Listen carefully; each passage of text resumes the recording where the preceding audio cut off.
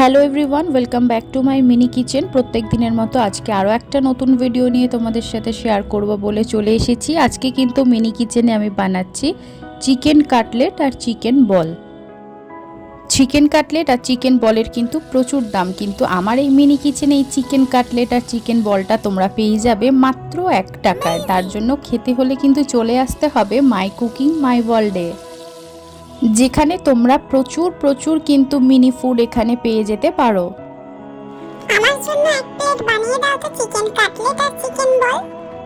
তো চলো দেখো, এখানে কিন্তু চিকেন কাটলেট আর চিকেন বলটা আমি ভেজে নিয়ে সুন্দর করে সাজিয়ে রাখলাম। এবার কিন্তু একটা প্লেটে আমি সার্ভ করে দেব। তার জন্য দেখো এখানে আমি চিকেন কাটলেট আর চিকেন বল দিলাম, তার সাথে দিলাম কাসুন্দি।